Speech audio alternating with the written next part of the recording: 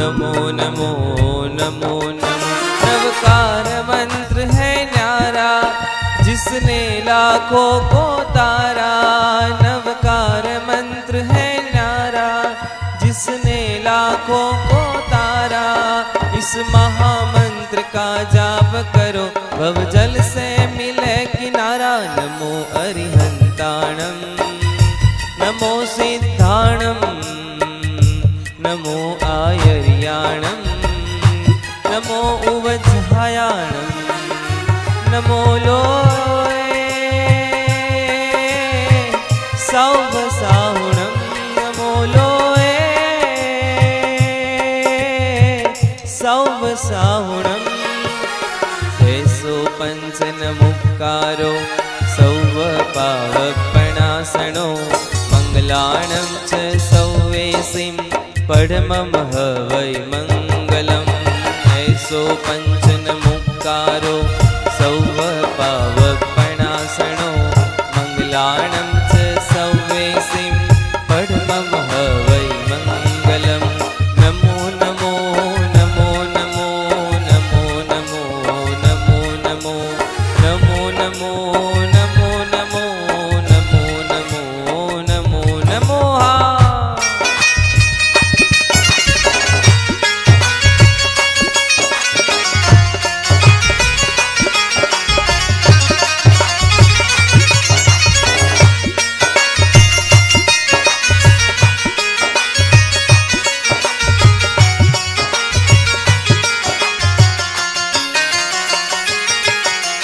आदिमं पृथ्वीनाथ आदिमं निष्परिग्रहम्।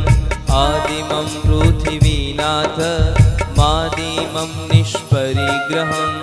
आदिमं तीर्थनाथं च ऋषभस्वामिनं स्तुमः। आदिमं तीर्थनाथं च ऋषभस्वामिनं स्तुमः।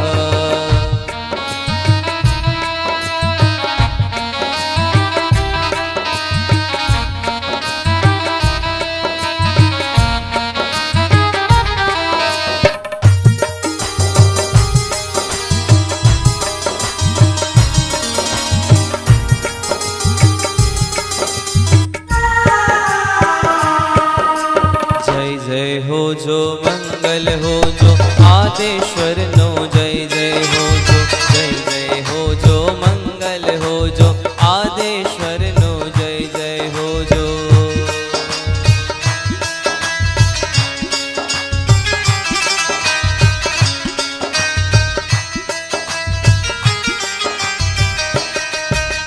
सिद्धगिरी ने भेटवानो भाव जाग्यो रे। सिद्धगिरी ने भेटवानो भाव जाग्यो रे। गिरिवरनी भक्ति मां मारो मन डोलाग्यो रे। गिरिवरनी भक्ति मां मारो मन डोलाग्यो रे। सिद्धगिरी ने भेटवानो भाव जाग्यो रे। सिद्धगिरी ने भेटवानो भाव जाग्यो रे।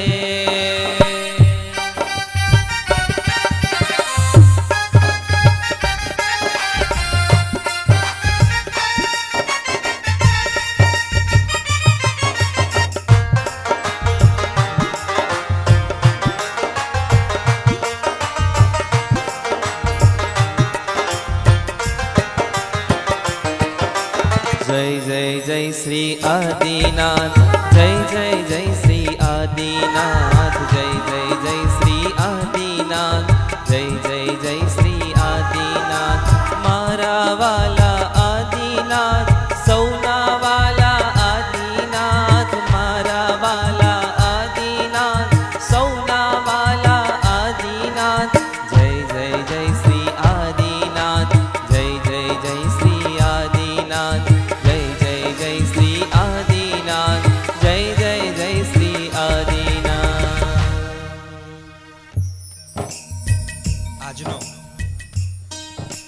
મહામંગલકારી દિવસ, જેના માટે દિવસોથી રાહ જોતા હોઈએ, ફાગણ સુદ તેરસ, એ દિવસે તો હું એટલીસ્ટ દાદાની જાત્રા કરીશ. વર્ષમાં ક્યારે ગિરિરાજ જવાના અનુકૂળ સંજોગો નથી થતા, પણ છેલ્લા ઘણા વર્ષોથી એક દિવસે તો નિશ્ચિંત જઉં છું શેત્રુંજયને ભેટવા, દાદાને ભેટવા. એ દિવસ એટલે ફાગણ સુદ 13નો દિવસ. કોક ત્યાં આગલી રાતથી એ કાર્ય કરતા મિત્રો ત્યાં સેવા આપવા લાગી જાય. લોકો અન્ય રીતની સેવાઓને પહોંચાડવા લાગી જાય. કોઈ ઘરેથી નીકળે, કોઈક જોબ પૂરી કરીને ગાડીમાં બેસે ને સવારે ઉતરીને દાદાની જાત્રા કરે. કેમ કે આજે તો એ શ્યામ અને પ્રદ્યુમ્ન સાથે 8.5 કરોડ મુનિ આ ગિરિરાજ પરથી મોક્ષે ગયા. પણ ક્યાંક પરિસ્થિતિ વિપરીત બની છે. ક્યાંક મહામારી આજે એ ફિઝિકલ જાત્રા એટલે દાદાને જઈને ભેટવાનો કદાચ મોકો નથી આપી રહી આપણાને. એવું પણ માની લઈએ કે દાદા આજે ભક્તોની પરીક્ષા કરવા બેઠા છે. પરંતુ દાદાને ક્યાં ખબર છે, મહામારીને પણ ક્યાં ખબર છે કે અમારું એ જીન શાસન ઉદાર છે, કે જો કદાચ હયાતીથી ગિરિરાજને ન ભેટી શકાય તો એને ઘરે બેઠા બેઠા પણ ભાવથી ભેટી શકીએ છીએ. અમારી જીન શાસનની ઉદારતા છે.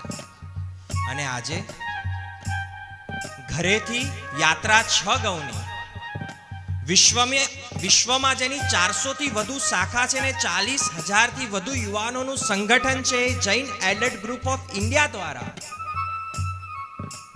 જ્યારે બધા જ એક ઘરના પ્રાંગણની અંદર બેઠા છે, બધાની અંદર એક વસવસો છે કે દાદાની યાત્રા નથી થઈ શકી, પણ એ વસવસાને ક્યાંક ભાવની અંદર પરિણમિત કરીને એક કર્મ નિર્જરાનું સાધન આપણે બનાવવું છે. મળેલો થોડો જ સમય છે. ગિરિરાજની મહત્તા ખૂબ મોટી છે. એના કોઈક અંશોને માણવાનો પ્રયત્ન કરીશું. આપણી એ શક્તિ નથી, આપણું એ સામર્થ્ય નથી કે ગિરિરાજના એ તમામ મહત્વને એક સાથે વર્ણવી શકીએ. જ્યારે ગીતાર્થો પણ એમ કહેતા હોય કે ગિરિરાજનો મહિમા વર્ણવા અમે અસમર્થ છીએ, તો આપણે કોણ છીએ? કદાચ સ્પોટ ટુ સ્પોટ જવાની જગ્યાએ એની અંદરના એ રહસ્યોને વચ્ચેથી સમજવાનો પ્રયત્ન કરીશું. કદાચ મારા કરતા તમે વધુ સારી રીતે દરેક સ્પોટને જાણતા હશો. આજે ગિરિરાજ અત્યાર સુધી આપણે ચડ્યા છીએ, ગિરિરાજનું ચઢાણ કર્યું છે, આજે ગિરિરાજને ચાખવો છે. ભાઈ એ તળેટી ગયા તો એ તળેટીનો રહસ્ય શું છે? વર્ષોથી જય આદિનાથ, જય ગિરિરાજ કરીને મેં તળેટીની સ્પર્શના કરી લીધી, પણ એ તળેટી શું છે? એ બાબુના દેહરા શું છે? ભાઈ હિંગરાજનો હરડો આવે તે હાશ થાય કે દાદા નજીક આવી ગયા, પણ એ હરડો કેમ બન્યો? એમાં કઈ પ્રતિકૂળતાઓ સહન કરવી પડી? એ યુવાનોના યોગદાનોને પણ સાથે જોવા છે. આપણી આ મસ્ત યાત્રા કેવી રીતે સરસ બને છે એ બધાને આપણે જોવા છે.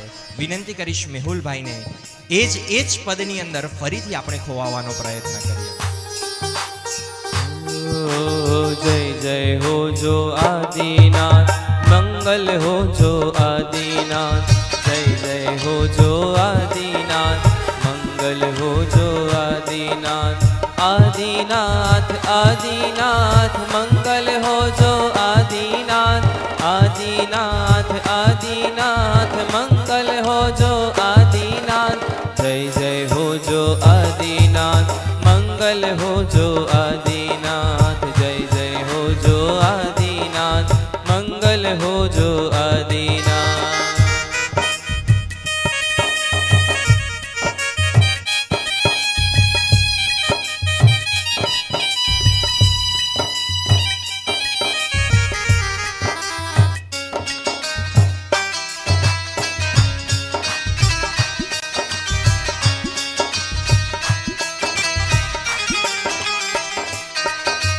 અણુ અણુમાં આદિનાથ, પરમાણુમાં આદિનાથ. અણુ અણુમાં આદિનાથ, પરમાણુમાં આદિનાથ.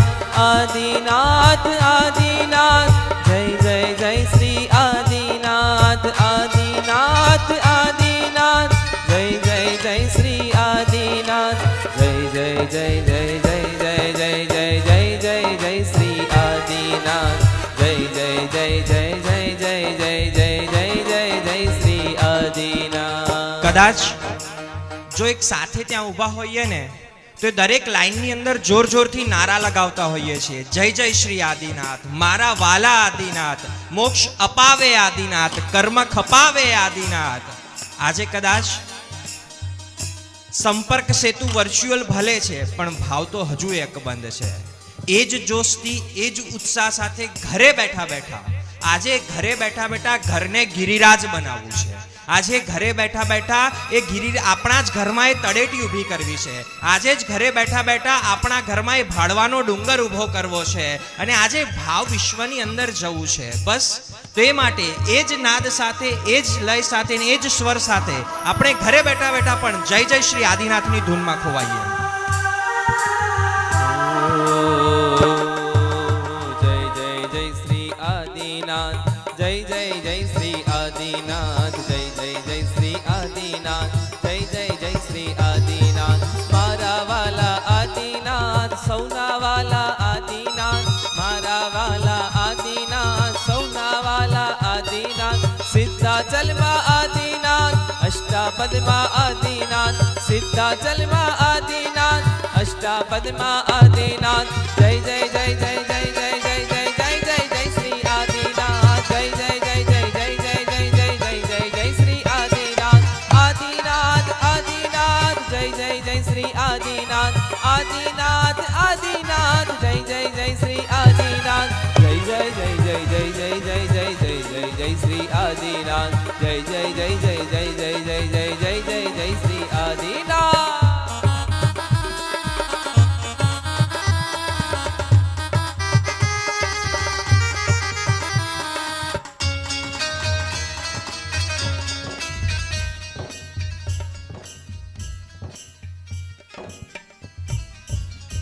આજે એ રહસ્યોની અંદર જવું છે। શા માટે ગિરિરાજ મહાન અને યાત્રા કરવા માટે આપણે એના અલગ અલગ અલગ અલગ પ્રબંધો ગોઠવ્યા છે। ક્યારેક 99 થી ગિરિરાજને પૂજીએ છીએ, ક્યારેક છઠ કરીને 7 જાત્રાથી ગિરિરાજને પૂજીએ છીએ, ક્યારેક ચૈત્રી પૂનમની યાત્રા કરીને ગિરિરાજને આપણે પોખીએ છીએ અને ફાગણ સુદ 13 ના દિવસે પણ ગિરિરાજ અને 6 ગૌની યાત્રાથી આપણે ગિરિરાજને પોખીએ છીએ। પણ શા માટે ગિરિરાજને વિવિધ રીતે આપણે પૂજવાનું યાત્રા કરવાનું આ આલંબનને ગોઠવ્યું છે? આમ તો એક તીર્થ છે, તીર્થ તો આપણી આજુબાજુ પણ ઘણા છે, પણ ભાઈ શેત્રુંજય કેમ? શું અનંતા સિદ્ધો ત્યાંથી મોક્ષે ગયા છે માટે શેત્રુંજય? આઈ એક્સેપ્ટ, આ બરોબર છે। અને અપેક્ષાએ ત્યાં આદિનાથ કરતા પણ અનંતા સિદ્ધો ગયા છે, ભૂમિનું મહત્વ વધારે છે। ત્યારે મહાવિદ્ય ક્ષેત્રની અંદર સમો શરણ મંડાયું છે, સિમંદર સ્વામી પરમાત્મા દેશના આપી રહ્યા છે। 12 પરિષદાઓ ગોઠવાયેલી છે, યથાનું યોગ્ય રીતે દેવો પણ એ પરિષદાઓની અંદર બેઠા છે, પ્રભુની વાણીનો એ લાભ લઈ રહ્યા છે। અને ત્યાં સિમંદર સ્વામી પરમાત્માની દેશના ચાલતી હતી ને ત્યાં અચાનક જ ભગવંત કરીને ઇન્દ્ર ઉભા થાય છે। ભગવંત એટલું તમે મને જણાવી શકશો કે મહાવિદ્ય ક્ષેત્રમાં આપની સ્વયં નિશ્રા જ્યાંથી કેવલ જ્ઞાન થઈને મોક્ષે જવું બહુ સરળ છે, એ સમયની અંદર જે ભૂમિ પર વિશ્વ વિહરમાન તીર્થંકરોનું વિચરણ મળી રહે, જે ભૂમિ ઉપર પચકાણ લેવા માટે સવારે સિમંદર સ્વામી દાદા મળે, એ ન મળે તો 84 ગણધર મળે, એ ન મળે તો કેવલી ભગવંત મળે, એ ન મળે તો સેંકડોની સંખ્યામાં શ્રમણ અને શ્રમણી ભગવંતો મળે છે। એ ભૂમિ, આવી ઉત્તમ ભૂમિ સિવાય વિશ્વમાં કોઈ બીજી ભૂમિ છે ખરી? ત્યારે તરત જ સિમંદર સ્વામી ભગવાન કહે છે કે જે 5 મહાવિદ્યને નથી મળ્યું, જે 5 ઐરાવતને નથી મળ્યું, જે પ્રભુની પૂજા કરવા માટે 5 મેરુ પર્વત છે, 5 ભરત ક્ષેત્રમાંથી 4 ભરત ક્ષેત્રને જે નથી મળ્યું અને રોજ બેઠા બેઠા અમે ત્યાંથી વંદન કરીએ છીએ, એવી જો કોઈ ભૂમિ હોય એ શેત્રુંજય મહાતીર્થની ભૂમિ છે. અને એટલે જ કદાચ રામ વિજયજી મહારાજાના સ્તવનમાં આપણે પંક્તિને વાગોડીએ છીએ, ધન્ય તે શ્રાવક શ્રાવિકા જે નિરખે પ્રભુ મુખચંદ, પણ એ મનોરથ અમતણા ક્યારે ફળશે ભાગ્ય અમંત, હું તો ભરતને છેડે રે. અર્થાત જે ભૂમિ પર બેસીને આપણે કહીએ છીએ કે મહાવિદે ક્ષેત્રથી અમને તેડા મોકલાવજો સિમંદર સ્વામી, કેમ કે અમારો મોક્ષ વાયા મહાવિદે થઈને થવાનો છે. એ સિમંદર સ્વામી પરમાત્મા એમ કહે છે કે જો અમે જે ભૂમિની સ્પર્શના કરવા ઝંખીએ છીએ, જે ભૂમિ માટે અમે ઝંખીએ છીએ, જ્યાં તીર્થંકરો આવીને પોતાની સાધનાને પૂર્ણ કરે છે, અને કદાચ બીજું બધું જ નષ્ટ થશે, પરંતુ એક જો કોઈ શાશ્વત રહેશે તો શેત્રુંજય મહાતીર્થ શાશ્વત રહેશે. સવાલ થાય ને કે જે મહાવિદ્ય ક્ષેત્રના લોકો જેને ઝંખતા હોય એ ભૂમિ બહુ સહજથી આપણાને મળી ગઈ. જે 5 ઐરાવત, 5 મહાવિદે, જેમાં 4 ભરત ક્ષેત્રના જે માનવીને ન મળ્યું, એમાંની ભૂમિ આપણાને મળીને એમાં પણ સૌભાગ્ય કે આપણું એ ભૂમિની સ્પર્શના કરવી આપણા માટે બહુ સરળ બની ગઈ છે. વિનંતી કરીશ કે આવી મહાન ભૂમિ, એ ભૂમિની સ્પર્શના કરવી છે. કદાચ જો યાત્રા કરવા માટે જવાનું હોત ને તો આપણી ટ્રેન 9:30 હોત અને 9:30 ટ્રેનની જગ્યાએ આપણે 10 વાગે રેલવે સ્ટેશન પર પહોંચ્યા હોત તો ટ્રેન મળે? ન મળે. અને ટ્રેન ન મળે તો કદાચ વૈકલ્પિક વ્યવસ્થા કરવી પડે, કાં તો નિરાશા સાથે પરત ઘરે પાછા જવું પડે. પરંતુ આ ભાવયાત્રામાં પણ એવું છે કે જો યુટ્યુબ ને કે ફેસબુક ને લાઈવ ઓન કરીને બસ બેસી ગયા ને બીજા કામોની અંદર જતા રહ્યા તો એ માત્ર એક ફોર્માલિટી થઈ જશે કે અમે શેત્રુંજયની ભાવયાત્રા કરી, એનો કોઈ વર્થલેસ છે, કોઈ મતલબ નહીં રહે. અને થોડી ક્ષણો માટે જો શબ્દને પકડવાનો પ્રયત્ન કર્યો અને સંવેદનાને ગૌણ કરી, થોડા સમય માટે પણ ભાવોથી બહાર આવી ગયા, તો સમજજો કે આપણી યાત્રા અપૂર્ણ છે, આપણી યાત્રા પૂર્ણ નથી થઈ. વિનંતી એ છે ક્યાંક સાંસારિક વાતાવરણમાં બેસીને પ્રભુની યાચના પ્રાર્થના શેત્રુંજયની આપણે કરવાની છે, છતાં પણ ખૂબ ઓછો સમય છે, ખૂબ નાનો સમય છે. ક્યાંય ભાવને આમ તેમ ન કરતા એની સાથે જોડાઈને રહીએ અને શેત્રુંજયની યાત્રા તરફ આપણે પદાર્પણ કરીએ અને શેત્રુંજયના મહાત્મ્યની અંદર આપણે ખોવાવાનો પ્રયત્ન કરીએ. ચાલો એક નાનકડા ભક્તિપદની અંદર ખોવાઈ અને આપણે યાત્રાનો પ્રારંભ કરીએ.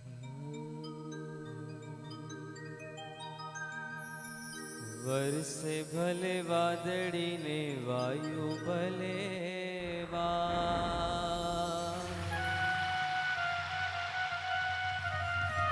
દાદા તારો દીવડો કદી ના બુઝા.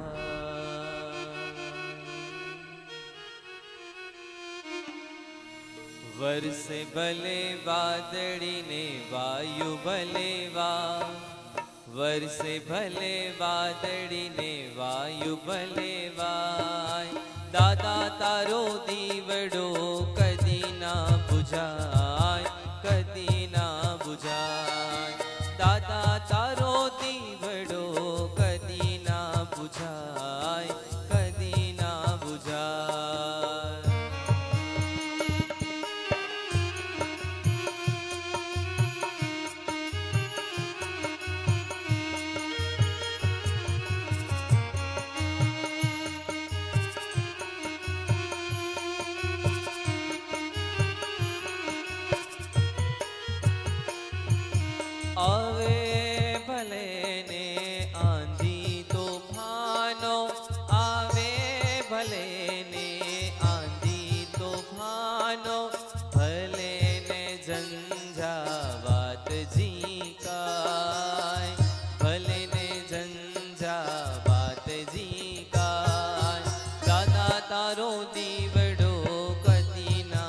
બુઝાય, કદી ના બુઝાય.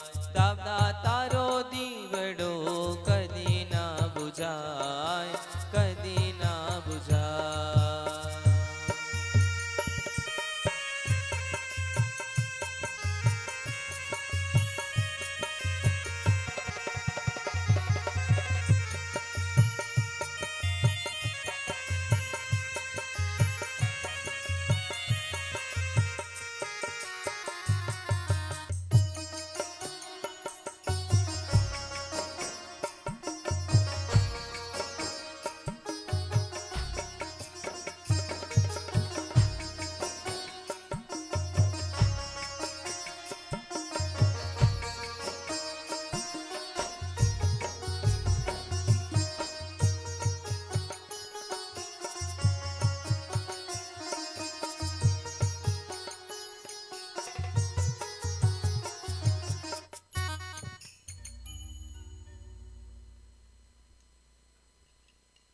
એ ટેકનોલોજીના માધ્યમથી, એ સાધનોની સુવ્યવસ્થાના કારણે આપણા માટે ગિરિરાજની યાત્રા કેટલી સરળ બની છે.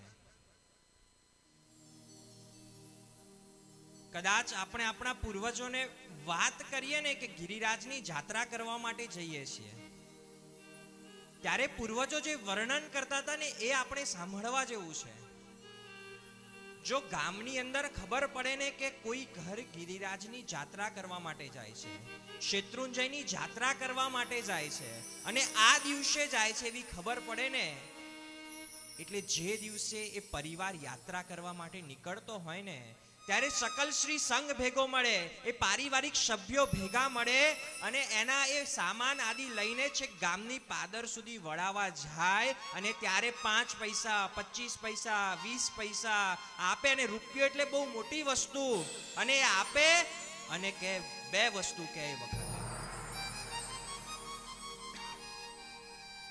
કે આ મુદ્રા, આ મારું દ્રવ્ય દાદાને અર્પિત કરજો. અને બીજી વસ્તુ એ છે કે અમારા વતી દાદાને દર્શન કરતા કરતા એટલું કહેજો કે દાદા તારી સ્પર્શના માટે અમને હુકમ કરજે. એટલે અમે અહીંયાથી યાત્રાની શરૂઆત કરીએ.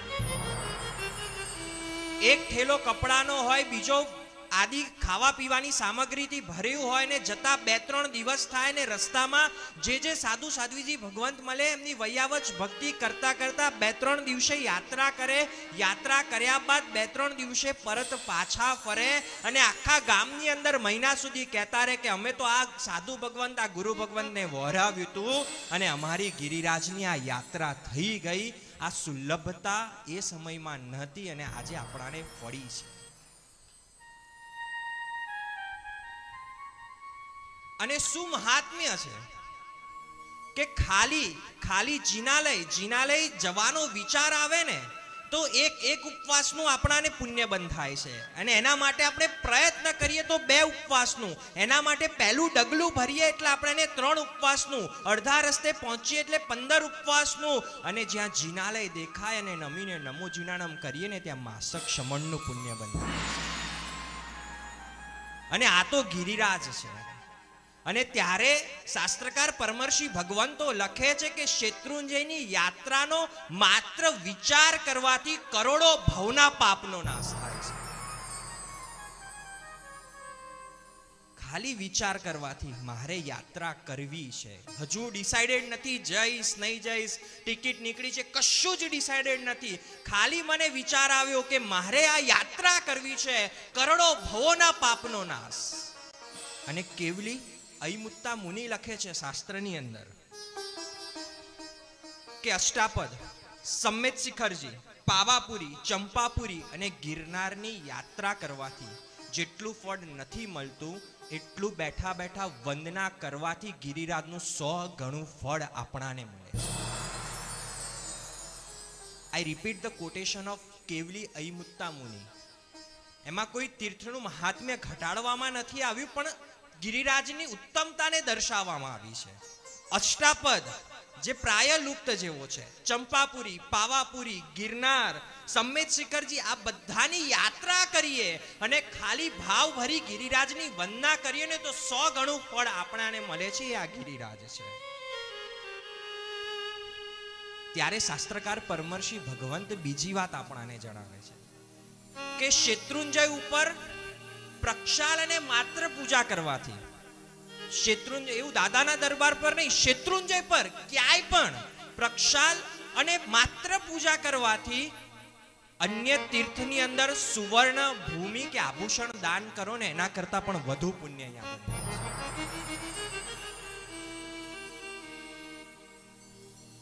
એવું નથી કીધું કે દાદાના દરબારમાં, ક્યાંય પણ શેત્રુંજય ઉપર ક્યાંય પણ ઇવન શેત્રુંજયનો પ્રક્ષાલ કરીને પણ પૂજા કરી, કારણ કે સંપૂર્ણ શેત્રુંજય આપણા માટે પૂજનીય છે.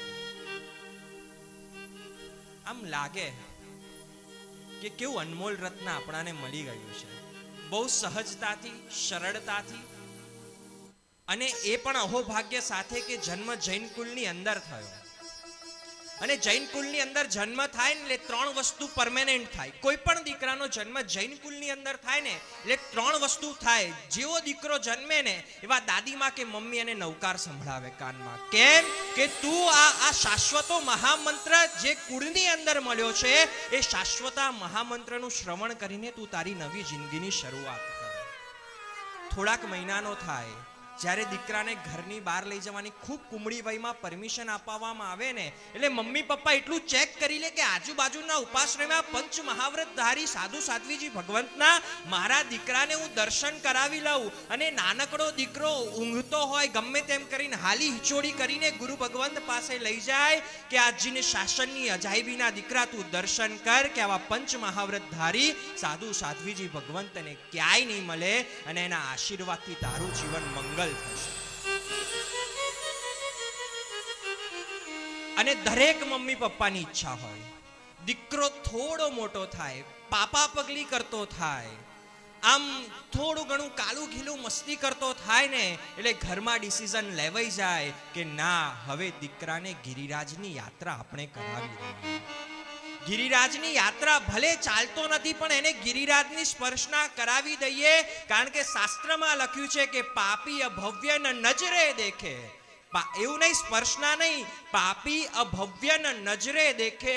અને જેવો દીકરાને યાત્રા કરાવીને પાછા લાવે ને ત્યારે એકવાર ખુમારીથી કહે કે મારા ઘરની અંદર અભવી નહીં પણ ભવી આત્માનું અવતરણ થયું છે ને એ શેત્રુંજયની યાત્રા છે.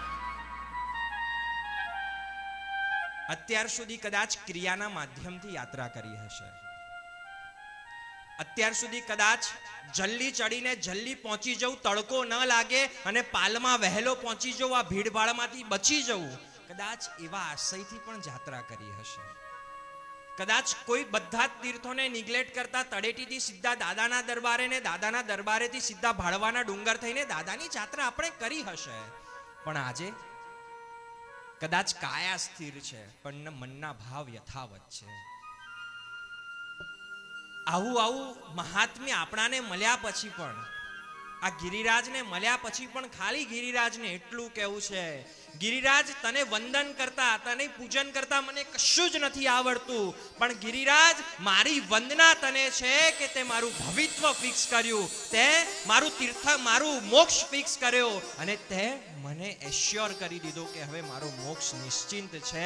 ધન્ય. આજે હું મારા ભાગ્યને વધાવું છું કે પાપી અભવ્ય ન નજરે દેખે, કે હે ગિરિરાજ નજર નહીં પણ તારી સ્પર્શના મને થઈ ગઈ. બસ થેન્ક યુ ગિરિરાજ. આજે ગિરિરાજનો આભાર વ્યક્ત કરતા મેહુલભાઈને વિનંતી કરીશ એક નાનકડું ભક્તિપદ રોમિલભાઈને. ચાલો એ ભક્તિપદની યાત્રામાં ખોવાઈએ.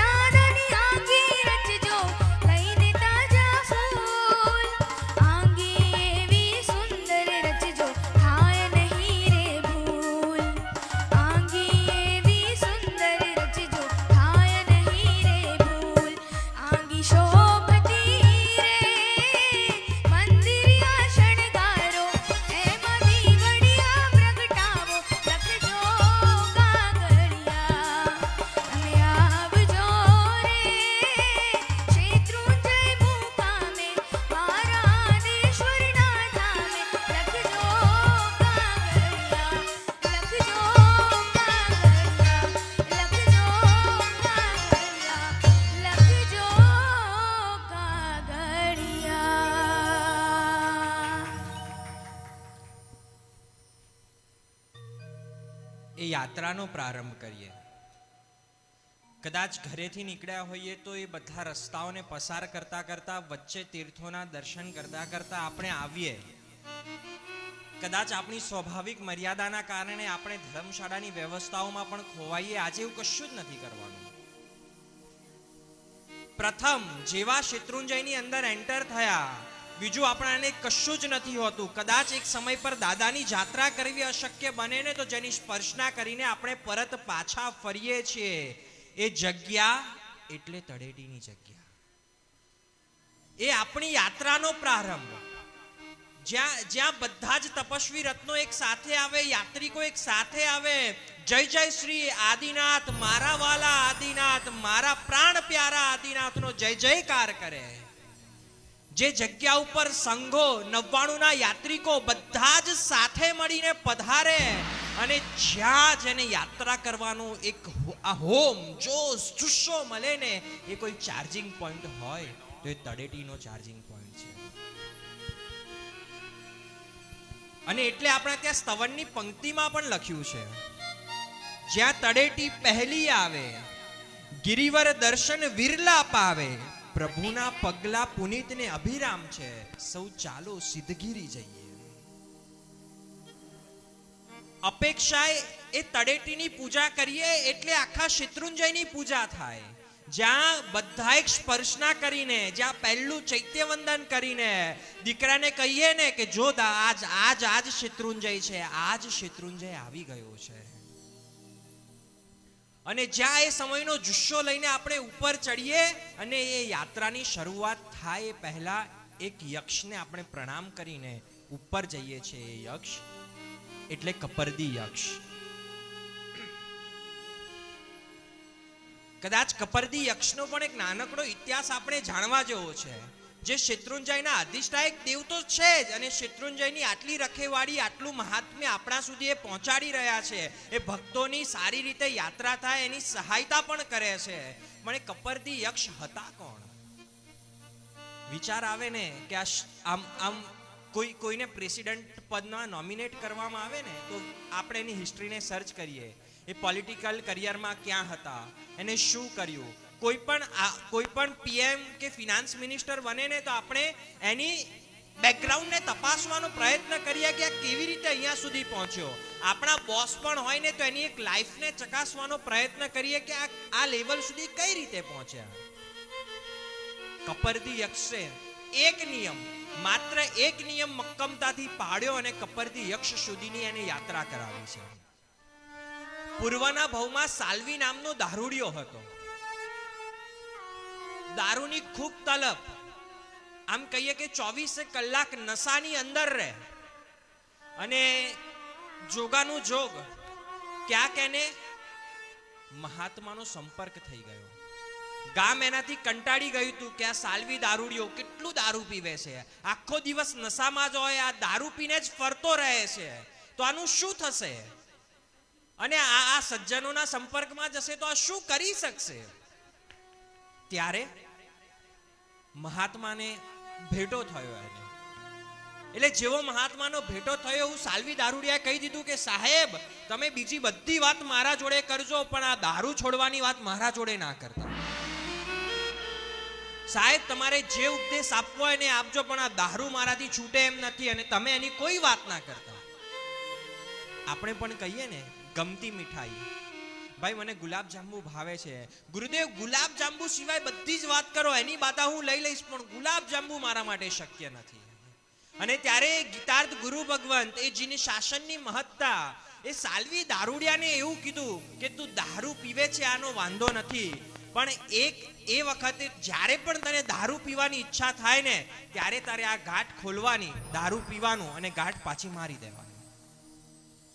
કેટલું ઈઝી વસ્તુ કીધી કે ગુલાબ જાંબુ નહીં ખાવાની બાધા નહીં લેવાની, પણ જેટલી વાર ગુલાબ જાંબુ ખાઓ એટલી વાર તમારે નમસ્કાર મહામંત્રનો જાપ કરવાનો. અને આ ગુરુ ભગવંતની એક ગીતાર્થતા સાથે સાલ્વી દારૂડિયાની મક્કમતા કે જેટલી પણ વાર દારૂ પીવે એટલી વાર એ ગાંઠ ખોલે, દારૂ પીવે પાછી ગાંઠ મારે, ગાંઠ ખોલે, દારૂ પીવે પાછી ગાંઠ મારે.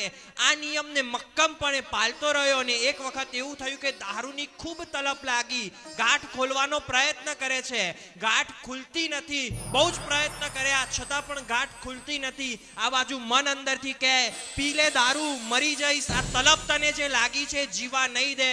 અને એક બાજુ અંદરથી આત્માનો બંડ પોકારે કે ના, એક નિયમને તો તું વળગીને રહે. આ બાજુ મન અને આત્માની એવી લડાઈ ચાલતી રહી. અને સાલ્વી દારૂડિયો, જેને ધર્મનો નૌકાર પણ નથી આવડતો, જેને પંચ મહાવ્રતધારી સાધુ શું કહેવાય તે પણ ખબર નથી, એ સાલ્વી દારૂડિયાએ સંતે આપેલો એક નિયમને મક્કમપણે વળગીને રહ્યો કે દારૂ પીવા પહેલા એ ગાંઠ ખોલવી કમ્પલસરી છે. અને ગાંઠ ન ખુલે તો દારૂ નહીં પીવાય. અને તલપની અંદર ત્યાં મૃત્યુ થઈ જાય છે. દેવલોકમાં જાય છે. અને દેવલોકમાં ગયા પછી એના પરમ પુણ્યના સૌભાગ્ય, એના ભાગ્યના સૌભાગ્ય, એને દેવલોકમાંથી એક ગિરિરાજના યક્ષ તરીકે, એટલે કપડદી યક્ષ તરીકે એને સ્થાપવામાં આવે છે. આજે યક્ષને પ્રણામ કરવા છે અને કહેવું છે કે અમારી યાત્રાને તું હેમખેમ કરજે, હેમખેમ પૂરી કરજે. આ શરીરની એ તાકાત નથી કે આ શરીર આખું ગિરિરાજની યાત્રા કરીને ઉતરી શકે. છતાં પણ ગિરિરાજનો પાવર શું? કદાચ 99 કે 6 કરીને 7 જાત્રાના યાત્રિકોને પૂછો ને તો અંદરથી એક કોમન વસ્તુ તરત બહાર આપણાને ઉભરાઈ આવે કે શરૂઆતમાં બહુ જ તકલીફ પડી, પણ પાછળથી બધી જ જાત્રા દાદાએ કરાવી દીધી.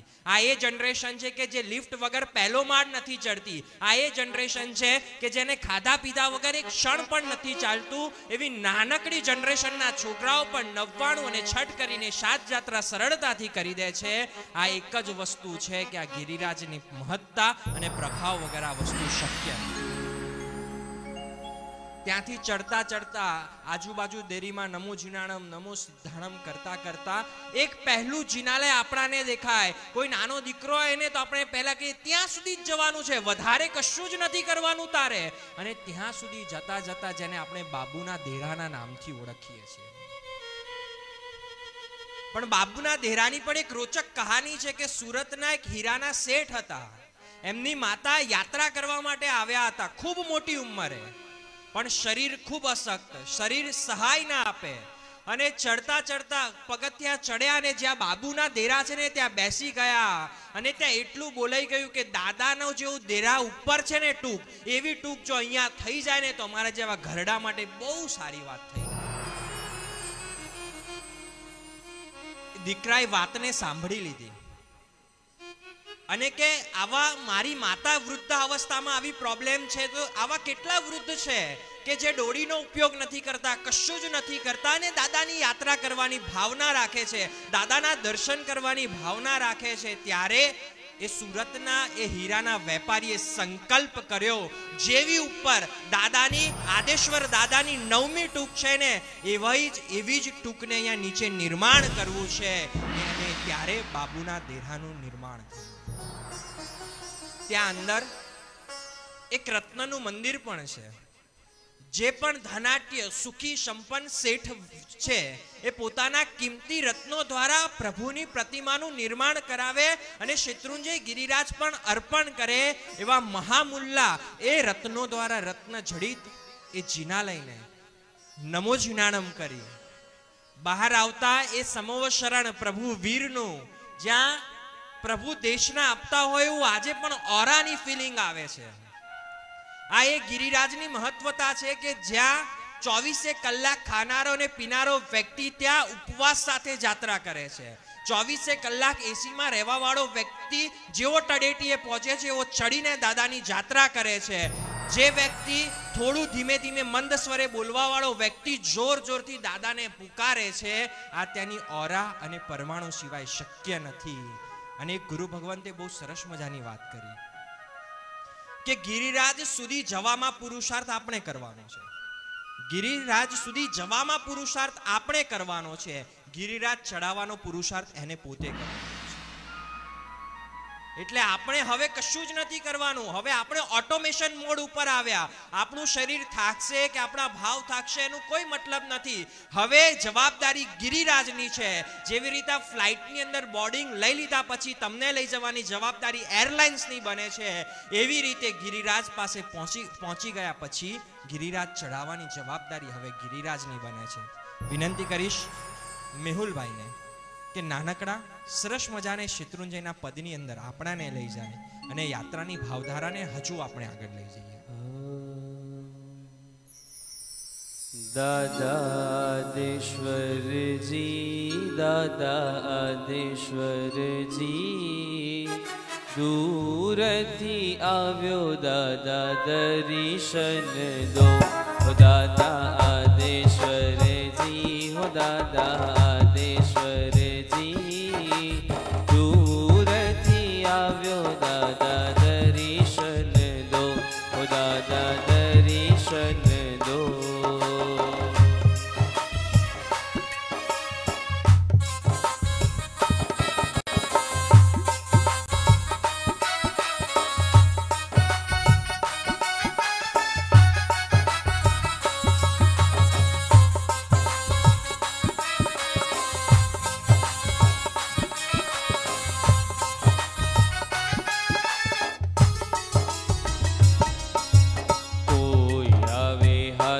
ઘોડે કોઈ આવે ચડે પલાણે, કોઈ આવે હાથી ઘોડે, કોઈ આવે ચડે પલાણે, કોઈ આવે પગ પાડે,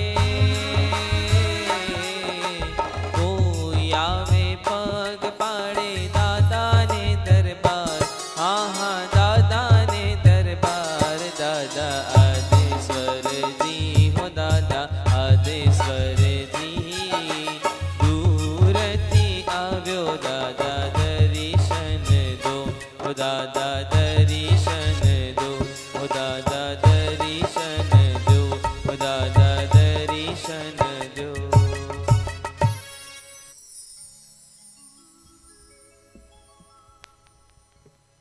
દૂરથી આવ્યો દાદા દર્શન દો.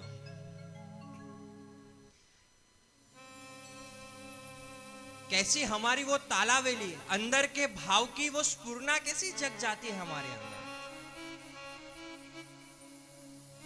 चढ़ते समय बस मात्र दादा, दादा और कुछ नहीं. दादा बस आकर आपके दर्शन करने हैं, आकर आपकी पूजा करनी है, आकर आपकी स्पर्शना करनी है. सिर्फ हमें दादा के एक अंक की स्पर्शना के लिए कितनी लंबी लाइन में बैठे रहते हैं. बस दादा तेरी स्पर्शना मुझे करनी है, दादा तेरे दर्शन मुझे करने हैं. चैत्य वंदन में बैठने के बाद एक के बाद दूसरा, तीसरा, चौथा, पांचवा स्तवन कहाँ हो जाता है वो हमें पता नहीं लगता. समय की मर्यादा को हम उधर भूल जाते हैं, शारीरिक मर्यादा को हम भूल जाते हैं. बस दादा तू तू और तू, वो तादत्य. और बाबू के देहरा के बाद यात्रा करते करते ऊपर जाते हैं तो उधर रजनी शांति नाम की एक परब आती है. परब यानी अपने लिए एक शांति विश्राम का स्थल भले हो, शायद हमारे लिए पानी वापरने का स्थान भले हो, पर उसके हर एक परब के पीछे एक इतिहास का निर्माण हो. शायद प्राचीन इतिहास से आप परिचित होगे, पर मुझे इस इतिहास से आपको परिचित करवाना है. शायद दिसंबर की 22, 23, 24 और साल था 1990. जिस समय में सूरत के धनाट्य और जिन गर्भज श्रीमंत श्री रजनी भाई झवेरी को ऐसा हुआ कि समग्र गिरिराज पूजन्य है, समग्र गिरिराज के कण कण पूजन्य है, तो एक बार समस्त गिरिराज का अभिषेक होना चाहिए. उसके पूर्व जब दुकाल हुआ था तब दादा की ऊपर शत्रुंजय के कई हिस्सों में उसका प्रक्षाल किया और तभी बारिश हुई और सभी कुंड जो पानी के एकदम खाली थे वो भर चुके थे. वो प्रभाव रजनी भाई ने देखा हुआ था. वो भावना हुई, अनेक गुरु भगवंतों से मिले और अनेक श्रावकों से मिलने के बाद ये तय किया कि अभी तो समस्त गिरिराज के अभिषेक करवाने हैं. और उनके परम कल्याण मित्र शांति भाई से बात की. मित्र भी वैसा, जो अच्छे कार्य में साथ दे। पार्टनरशिप में शेयरिंग होता है, पर यह बात भी देखने जैसी है कि मित्रता के साथ पुण्य के कार्य में भी शेयरिंग होना वो आवश्यक चीज है।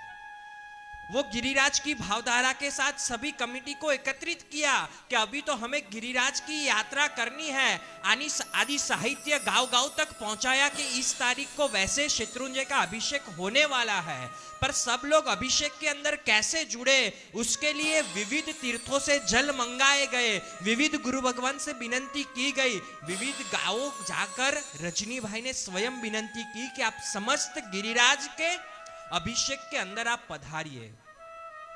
वो पैम्फलेट की सिर्फ 2 बात मुझे बहुत अच्छी लगी, वो आपके समक्ष प्रकट करना चाहता हूं। वो पैम्फलेट में इतना लिखा था, आप कुछ भी लेकर नहीं आएंगे तो इधर सब व्यवस्था है। आप एक भी चीज लिए बिना दादा की यात्रा करने पधारेंगे तो इधर सब व्यवस्था है।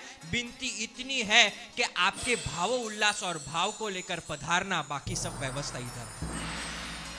सिर्फ भाव लेकर आप पधारिए। और उस समय के अंदर विविध गुरु भगवान से विचार विमर्श कर एक आयोजन नक्की किया गया कि दोपहर के 12 बजे 18 मिनट और 9 सेकंड पर जब शंखनाद होना, तब समस्त गिरिराज, शिव प्रभु नहीं, समस्त गिरिराज का अभिषेक होगा। बोला कि जब 12 और 3 बजे ना, तब नमस्कार महामंत्र का नाद शुरू करना, उसके बाद शंखनाद की शुरुआत करना, उसके बाद जय जय श्री आदिनाथ की शुरुआत करना, उसके बाद ओम प्रियंतम पुण्य के नाद की शुरुआत करना, और जैसे ही वर्धमान सक्रास्तों की शुरुआत होना, तभी लोग एक साथ अनेक तीर्थों के जल के साथ आप इस प्रक्षाल की शुरुआत करें।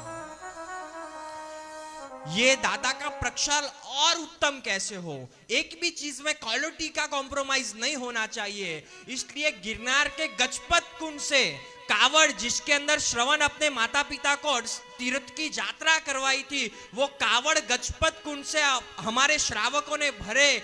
वो कावड़ में पानी भरा हुआ वो गिरनार से चलकर ढोल नगारे के नाद के साथ सभी गांवों को जोड़ते जोड़ते वो गजपत कुंड का पानी शत्रुंजय के पास लाया गया। और इतनी पूरी व्यवस्था के अंदर रजनी भाई तो पूरी व्यवस्था के अंदर इतने ओतप्रोत हो गए थे कि पीछे का कारोबार कौन संभाले। तब खेतला वीर के पास एक पेटी का निर्माण किया गया था, और वो पेटी में हिसाब किताब, आप जाओ कि मैं ये इस गांव से पधारा हूं, मैं आया हूं तो मेरी रहने की आदि व्यवस्था क्या है। विथ इन उस समय में 1919 में न व्हाट्सएप, न टेलीग्राम, न फेसबुक, न इंस्टा, कुछ भी नहीं था, न कंप्यूटराइज टेक्नोलॉजी, सब किताब से चलता था। उस समय के अंदर किसी को उसका पगार लेना हो, किसी को खर्च लेना हो, किसी को रुकने की व्यवस्था चाहिए, पूरा काम विथ इन 5 मिनट्स में पूरा होता था। और गर्व की वो बात है कि इसके समग्र पेढ़ी के पूरे समग्र कार्यकर के जो प्रमुख थे, वो प्रमुख स्थान पे हमारे एलर्ट ग्रुप के मार्गदर्शक श्रीयुत कुमार पाल भाई वी शाह थे। शासन के कई कार्यों में उनका हिस्सा रहता है, पर ये साइड गिरिराज का एक नाद के साथ अभिषेक हो। और शास्त्र के अंदर लिखा है विक्रम संवत 108 यानी जावड़ साने शत्रुंजय के समग्र अभिषेक करवाए थे। बाद में 1939 वर्ष के बाद यानी विक्रम संवत 2047 के बाद पहली बार ऐसे अभिषेक हुए, और वो अभिषेक का नाद, वो प्रचार इतना हुआ कि उसके बाद साधक आचार्य भगवंत कहते हैं कि अभिषेक के बाद गिरिराज की पवित्रता में अभिवृद्धि हुई है। और वो अभिषेक पूर्णतः सफल रूप से पूर्ण होने के बाद रात को उनके समाज ने रजनी भाई से विनंती की कि रजनी भाई, रात को बहुमान कार्यक्रम रखा है और आप उपस्थिति दीजिए। बहुत ना होने के बाद भी गुरुदेवों की आज्ञा से, समाज की आज्ञा से वो गए। वही समान समारोह में रजनी भाई बैठे हुए थे, और वही समारोह में दादा में मग्न हो गए। बस दादा तेरा ये अभिषेक करना, गिरिराज ही तेरा अभिषेक करने का सौभाग्य मिला। वही भावधारा में उधर ही वही रात को देवलोक हो गया। बात वो है कि गिरिराज का कण कण मेरे लिए पूजनीय है, तो मैं मेरी यथाशक्ति क्या कर सकूं। भाई मुझे तो सिर्फ दादा के दर्शन करने हैं, नहीं, गिरिराज की जहां नजर आपकी जाए ना, वो कण, वो क्षण और वो भूमि आपके लिए पूजनीय है। ऐसी महान एक यशोगाथा को साथ में रहते रहते ऊपर जाते जाते हमें एक देवी का मंदिर देखने मिलता है। वो देवी का मंदिर यानी जिसको हम बोलते हिंगराज नो हरडो। આવ્યો हिंगराज नो हरडो, केड़े हाथ दईने चढ़ो, फाट्यो पापनो घड़ो, बांधो पुण्यनो घड़ो। बस जब कोई साथ में रहता है ना, हिंगराज नो हरडो આવ્યો ને, હવે બસ દાદાનું જીનાલય, દાદાની તો ખૂબ નજીક છે, पर वो देवी का भी एक इतिहास सुनने जैसा है। सिर्फ दादा की यात्रा करने के लिए अहमदाबाद, सूरत, मुंबई, चेन्नई, बेंगलोर या दिल्ली से नहीं आते थे। उस समय के अंदर बैलगाड़ी के अंदर पाकिस्तान, जिसको आज हम बोलते हैं अफगानिस्तान, पाकिस्तान से होकर कराची के जंगलों में से निकाल कर दादा की यात्रा करने के लिए आते थे। पहले इतने सारे वेज नहीं थे कि आप बाई वाटरवेज जा सको, एयरवेज जा सको, रेलवेज जा सको, रोडवेज जा सको। उस समय के अंदर मर्यादित रास्ते थे, उसमें अफगानिस्तान, पाकिस्तान होकर कराची के रास्ते से निकलने का एक ही रास्ता था। और जो शत्रुंजय की यात्रा करने जाता था तो उधर हिंगुल नाम का राक्षस उन्हें परेशान करता था। और जब जब भी शत्रुंजय पर आक्रमण आया, जब जब भी शत्रुंजय की विकट परिस्थिति हुई ना, तब श्रावक श्राविका ने नहीं, साथ में देव देवी ने स्वयं वो लड़ाई कर कर शत्रुंजय की रक्षा की है ना, वो शत्रुंजय का महात्म्य है। हम तो सिर्फ बस उधर थोड़ा विश्राम करके चले जाते ना, तब उनका भी उपकार व्यक्त करना कि कैसे कैसे देव देवी ने भी उपकार किए हैं, तो आज गिरिराज की यात्रा हो पाती है। और सौराष्ट्र की अधिष्ठायिका और नेमिनाथ दादा की अधिष्ठायिका यानी अंबिका देवी। और हिंगुल राक्षस को बोला अंबिका देवी ने कि ये तू परेशान मत कर, तू किसी को दिक्कत मत दे, जो यात्रा करने आते उन्हें सरल रूप से आने दे। पर वो तो राक्षस था, मैं कैसे यात्रा करने आने दूं। फिर अंबिका देवी ने उसके साथ लड़ाई की, हिंगुल राक्षस का पराजय किया और उस इतिहास को अमर बनाने के लिए वहां अंबिका देवी को हिंगराज मां के रूप में प्रस्थापित किया। ऐसी बलिदान की यशोगाथा के साथ हम आगे की यात्रा का प्रारंभ करते हैं। विनंती करता हूं मेहुल भाई, रोमिल भाई से कि भक्ति पद में और आगे बढ़े। नमस्कार गिरिराज ने रे, पूजो गिरिराज ने रे, जय गिरिराज, जय गिरिराज।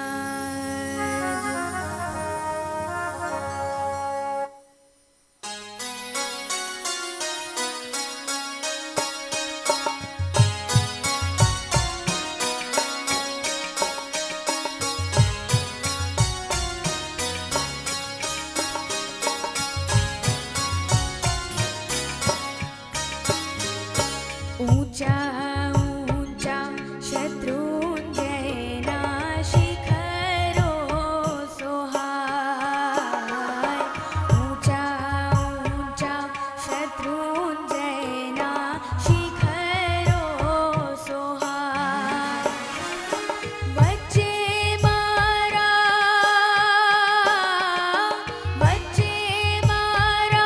दादा केरा बेरा जगमग थाय, ऊंचा ऊंचा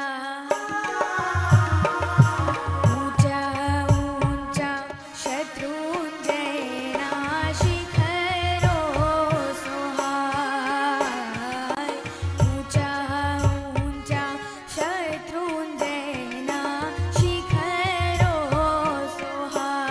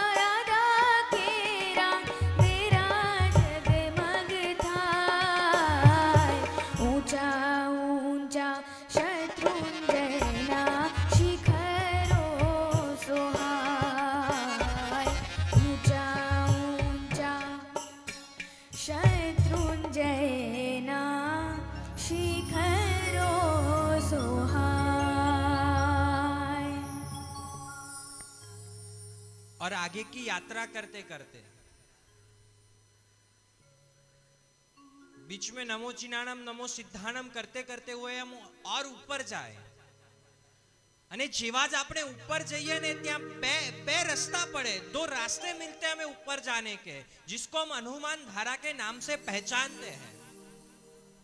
और आज गिरिराज सेवा में कई युवान उधर खड़े रहकर जय जय श्री आदिनाथ यात्रा 9 टुक से कीजिए, आप आदिनाथ दादा को 9 टुक से मिलने के लिए जाइए। और हम सीधे इतनी तालावेली के अंदर डायरेक्ट दादा के पास पहुंच जाते हैं, किंतु वो युवानों की गिरिराज सेवा को वंदन करते हुए। और एक महात्मा ने ऐसा बोला, एक आचार्य भगवंत ने, कि पूरे गिरिराज का यदि कोई वैभव 70% जो तमारे गिरिराज नो वैभव जोवो होय ने ते 9 टुकनी अंदर है। यानी हम इतना अभी संकल्प करें कि 70% गिरिराज का वैभव 9 टुक के अंदर है। और 9 टुक के अंदर कहीं इतिहास जो चढ़ते चढ़ते हम बोलते ना कि ये दादा का दरबार है, वो दादा का दरबार नहीं है, वो सवा सोमा की टूक है। वो आपको दिलासा देती है कि हम दादा के दरबार के पास पहुंच गए। वैसा वैभवशाली 9 टुक का एक बार दर्शन करने जैसा है। जैसे ही आगे दादा की दरबार के हम और आगे बढ़ते हैं, वैसे ही रामपोल आती है। और एक मजे की बात वो है कि सेठ मोतीसा ने जहां 9 टुक से वापिस आना पड़ता था और दादा की यात्रा करने के लिए जाना पड़ता था, मोतीसा सेठ ने राम नाम के उसके पेढ़ी के सेवक को रखकर पूरी खाई को पूरी खाई ने पुरावी ने आखो आपने दादा ना दरबार अने 9 टुक सुधी जोड़ी आप्या। और मोतीसा सेठ की सबसे बड़ी उदारता वो है कि मैंने तो सिर्फ मेरी संपत्ति अर्जित की है, इस राम ने तो अपना सर्वस्व दिया है जो सेवक को रखा था, और पूरी पोल का नाम राम पोल के नाम कर दिया।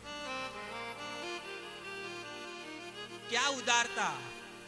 यदि हम कभी 9 टुक नहीं जा सकते क्योंकि जाकर वापिस आना पड़ता हनुमान धारा पे और उधर से दादा की यात्रा करनी पड़ती, आज मोतीसा सेठ की टूक के कारण वो सरल बन गया है कि हम दादा की यात्रा 9 टुक से होकर भी कर सकते हैं।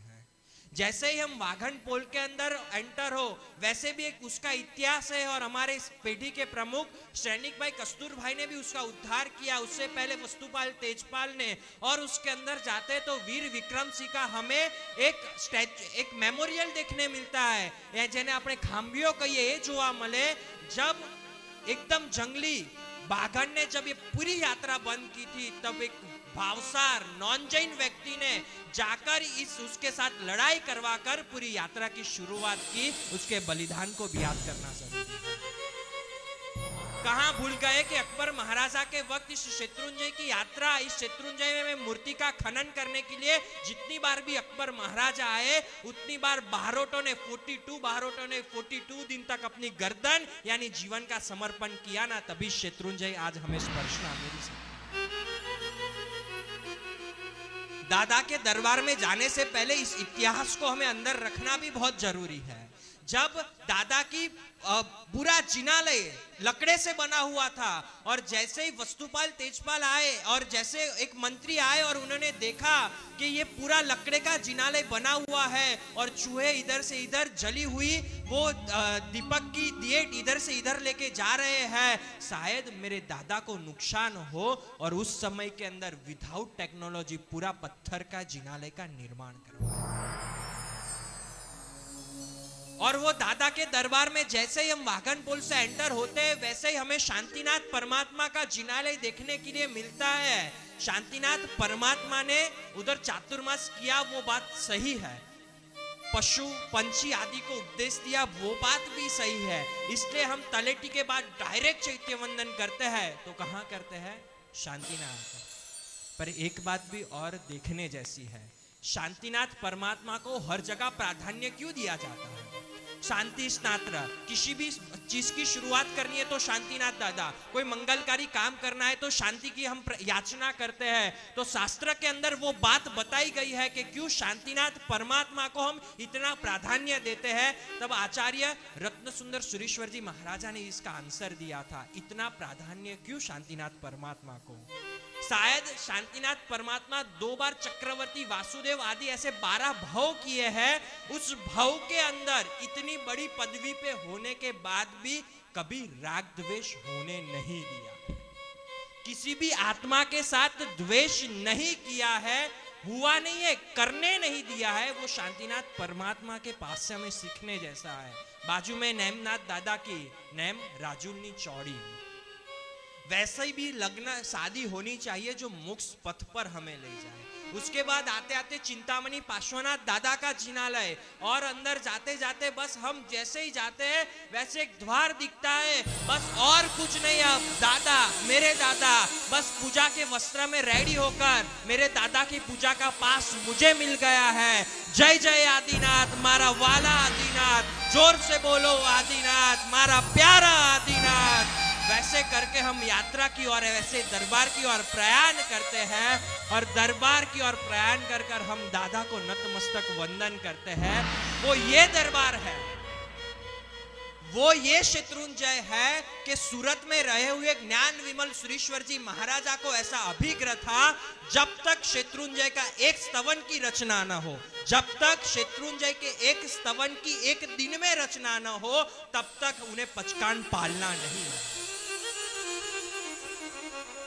शायद और गुरु भगवंत ने ऐसा बताया कि मतांतर है कि ज्ञान विमल सुरेश्वर जी महाराजा ने अकेले 9000 से भी ज्यादा शत्रुंजय के स्तवन की रचना की है, और एक मत वैसा भी है कि 700 जितने स्तवन की रचना की है। क्या हो भाव, सूरत में बैठे बैठे अभिग्रह 9000 से ज्यादा स्तवन की रचना करने के बाद मुंह में अन्न और पानी डालना, इस ज्ञान विमल सूरी महाराज को नतमस्तक वंदन करते हैं।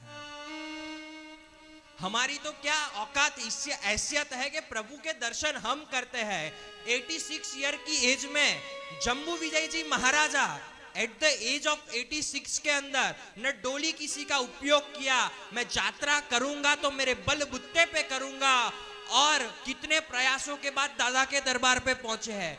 उम्र होने के बाद पहुंच नहीं सकते, पहले दिन पहुंचे बाबू के डेरा तक, चैत्य वंदन कर कर रिटर्न आए। वैसे करते करते उनके गुरु भगवान डायरी के अंदर लिखते हैं 18 दिन तक मेहनत की, जहां पहुंचते उधर चैत्य वंदन कर कर वापिस आते हैं। 19वें दिन में यात्रा का प्रारंभ किया, और 19वें दिन पे वो 86 ईयर की एज में दादा के पास पहुंचे। और किस भाव से पहुंचे, दादा मैं आ गया, दादा हूं आवी गयो, तारो जम्बू आवी गयो। ऐसे छोटा बच्चा एट द एज ऑफ 86 में दौड़ते थे, दादा दादा, वापिस आते थे, हनुमान धारा तक आते थे, वापिस जाते थे, मेरे दादा मेरे दादा। और एक बात वो है कि शत्रुंजय में करीबन 15,000 जितनी प्रतिमाएं हैं। एट द एज ऑफ 86 सभी प्रतिमा को खड़े खड़े 3 खमासन दिए। शायद अरिहंत चियानम के 3 खमासने खड़े खड़े हम नहीं दे सकते। मने कोई एम कहने के खाली प्रतिक्रमण एक 14 नु उभा करो, 14 छोड़ो संवत्सरी नु उभा करो, ये माराथी नहीं थतु। एट द एज ऑफ 86 हर एक प्रतिमा को खड़े खड़े 3 खमासन दे। और वो दादा का दरबार जो रत्नाकर 25 हम बोलते हैं, वो रत्नाकर 25 की रचना जिस पांडाल के अंदर, जिस जिनालय के अंदर हुई है, वो आदिनाथ दादा है। उसके बाद जहां से आदिनाथ दादा ने साधना की थी, 99 पूर्ववार जहां पधारे उधर बैठकर जो साधना की थी, वो रायण वृक्ष, और वहां आदिनाथ दादा के पगलिया को नमो जिनानम करते हैं। एक चैत्यवंदन दरबार में, एक चैत्यवंदन रायण वृक्ष में, और अंतिम चैत्यवंदन जहां हमें करना है, वो यात्रा का 5वां चैत्यवंदन, वो कहा तो पुंडरीक गणधर को, पूरे पूरे पूरे जिनालय के अंदर गणधर को, इतने सारे परमात्मा तीर्थंकर परमात्मा आज भी है, 23 तीर्थंकर इस गिरिराज पर पधारे और डायरेक्ट गंधर को चैत्यवंदन, हाउ इट इज पॉसिबल। और पुंडरीक स्वामी और आदिनाथ दादा की जिस शिल्पकार ने रचना की है ना, वो वैसे है कि पुंडरीक स्वामी के नयन दादा को मिलते हैं और दादा के नयन पुंडरीक स्वामी को मिलते हैं। शायद उधर भी कई आप विचरण करो ना तो इतना ढूंढना કે ऐसी भी કોતરણી બનાવી हुई है, એક એવી પણ કોતરણી બનાવી છે કે મરુદેવા માતા એના ઋષભને ખોડામાં લઈને બેસી છે. માત્ર દાદાને જોવાની જરૂર નથી, આવા ઇતિહાસોને પણ જોવાની જરૂર છે. और वो दादा को नतमस्तक वंदन करते हुए एक बार एक ध्रुव पंक्ति से सिर्फ दादा को याद कर कर हम 6 गांव की यात्रा की ओर प्रयाण करते हैं और फिर से वो युवानों के एक बलिदान को भी याद कर कर हमारी यात्रा को पूर्णावती की ओर ले जाते हैं. आइए हम 6 गांव की यात्रा की ओर आगे बढ़ते. छोटा सा ध्रुव पंक्ति. के हेलो मारो सांभळो ने शत्रुंजय ना राजा, ना भी राजा ना बेटे ने मरुदेवी ना नंद मारो हेलो सांभळो हो जी रे मारो हेलो सांभळो हो जी.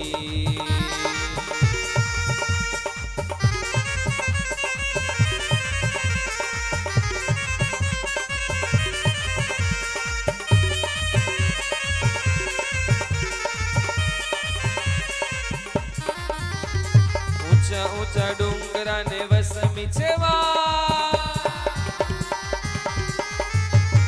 ऊंचा ऊंचा डोंगरा ने वसमी छे वाट, केम करीने आवू दादा पकड़ो मारो हाथ मारो हेलो, के मारो हेलो सांभळो हो जी रे मारो हेलो सांभळो हो जी.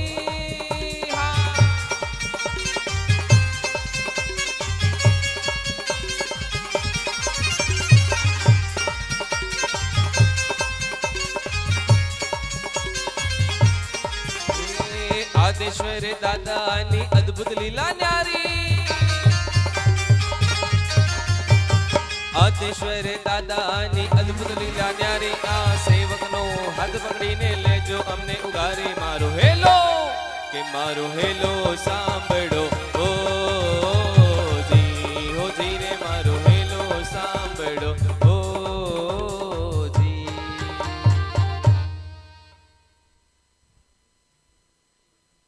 હેલો મારો શામરો ને શત્રુંજયના રાજા. અને આજે જે દિવસનું મહત્વ છે, આજે જે દિવસના કારણે આપણે અહીંયા એકત્રિત થયા છીએ, એ દિવસ એટલે 6 ઘઉંની યાત્રાનો દિવસ. કદાચ આ ઘેટીના પાક 6 ઘઉંની જાત્રા સાથે 99ના યાત્રિકને બહુ સારું તાદત્ય હોય છે, પણ આપણા માટે તો વર્ષનો એક જ દિવસ, એ પણ ફાગણ સુદ 13. બાકી દાદાના દરબાર સુધીની યાત્રા બહુ થઈ ગઈ અને હવે તો એટલા ઇન્સ્ટન્ટ બની ગયા છે કે તળેટીના ચૈત્યવંદનથી આપણી યાત્રા પૂરી થઈ જાય છે. और वैसे ही रामपोल के बाहर निकलते एक दूसरा रास्ता निकलता है राइट हैंड साइड, और उधर से हम यात्रा की शुरुआत करते हैं. वैसा है ना कि जिस दिन की महत्वता होती है उधर पहुंचते पहुंचते हम तो थक जाते हैं, क्योंकि पहले दिन हमने इतनी यात्रा, कोई हमारा अभ्यास नहीं है, किंतु यात्रिकों के बल के साथ यात्रिकों हमारे साथ चल रहे वो देखकर हमें अंदर से उत्साह आता है कि हम भी इस दिन इस यात्रा का प्रारंभ करें. और जैसे हम इस यात्रा का प्रारंभ करते हैं वैसे ही देवकी के 6 पुत्र की देरी आती है. हर किसी ने इस वृत्तांत को सुना होगा. जैसे भी देवकी के कृष्ण के पहले के 6 पुत्र हुए, उसके अंदर कंस मारने के लिए उनको तैयार था, पर दिव्य लब्धि से देवताओं ने उन्हें सहाय किया और हरिणी गमिसी देव के पास वो ले लेते थे बच्चे को और सुलसा के पास रख देते थे. कृष्ण महाराजा अपने साम्राज्य के अंदर गए और बहुत सारी भाव यात्रा आपने व्हाट्सएप के माध्यम से भी कर ली है. शायद हिस्ट्री मेरे से ज्यादा आपको पता है, पर उसके अंदर से हमें सीखने जैसी चीज क्या है कि देवकी के 6 पुत्र छे, एने हरिणी गमिशी देव लई जतो तो सुलसा पासे राखी देतो तो. और उसके बाद क्या, जब इस धर्म सत्ता ने उनकी जिंदगी को बचाया और उसके बाद कृष्ण महाराजा के पहले जो 6 बड़े भाई थे वो राज वैभव के अंदर नहीं गए। जिन प्रभु की कृपा से हमें ऐसा जीवन मिला है, बाकी तो हमारा जन्म के साथ हमारे मामा कंस मामा हमें मारने के लिए तैयार थे, ही वॉज रेडी, पर आज धर्म की कृपा से हम बच गए हैं। बहुत ये चीज सीखने जैसी है कि संकट समय में धर्म हमें जब बचाता है, तब सुख के समय में धर्म की आराधना करना वो हमारी फर्ज है। आई रिपीट द कोटेशन इन गुजराती। જે ધર્મ સંકટ સમયમાં બચાવે છે ને, એ સારા સમયમાં એ ધર્મને સાથે રાખીને આરાધવો ને આપણી ફરજ છે। देवकी के 6 पुत्र ये शत्रुंजय से मोक्ष गए वो बात अलग है, उससे पहले ये सीखने जैसी चीज है कि हमारा जीवन बचा और नेमनाथ परमात्मा उधर हाजिर थे। उनके उपदेश को श्रवण कर कर नेमनाथ प्रभु के सानिध्य में दीक्षा ली, नेमनाथ प्रभु की आज्ञा से ही गिरिराज पर वहां जाकर यात्रा की, और वहां जहां देरी है उधर 6 के 6 पुत्र एक साथ मोक्ष में गए। वो गिरिराज और इस दिन का महत्व है। आइए उसे नमो सिद्धानम करते हैं। उसके बाद आता है, धीरे धीरे हम यात्रा करते करते आगे जाते हैं और उल्का जल आता है। तो छोटा सा कुंड, इतना बड़ा भी नहीं है। वैसा माना जाता है कि जहां दादा के दरबार में जो अभिषेक होता था वो जब कुंडी के अंदर गिरता था और वो इधर से हमें मिलता था। आज कुछ व्यवस्था अलग हो चुकी है, पर सोचने जैसी चीज है ना, नवन शीतल होता है और उल्का गर्म होता है। नाम से सोचने जैसी चीज होती है ना कि नवन ठंडू होय, नमन जल ठंडू होय અને उल्का गरम होय। आ उल्का कुंड नाम केम આપવામાં આવ્યું? कल रात को बैठा था तब मैंने सोचा ऐसा विरोधाभास नाम क्यों? कोई क्रोधी को आप शांत बोलो और शांत को क्रोधी बोलो, हाउ इट इज पॉसिबल? कोई सज्जन को दुर्जन बोलो, दुर्जन को सज्जन बोलो, हाउ इट इज पॉसिबल? उल्का जल नाम क्यों? क्योंकि वो नमन जल प्राप्त करने से, सिर्फ सिर पर रखने से अनंत भव के कर्म टूट जाते हैं ना, वो ऊर्जा के कारण होता है। सोचिए तो सही कि वो कैसी कलाकारी कुदरत की भी होगी। दादा का दरबार उधर से कितना दूर और नमन जल इधर तक आता है। व्यवस्था हमने बदल दी वो बात अलग है, बाकी आज भी आता है। वो उल्का जल और नमन जल का क्या प्रभाव होगा?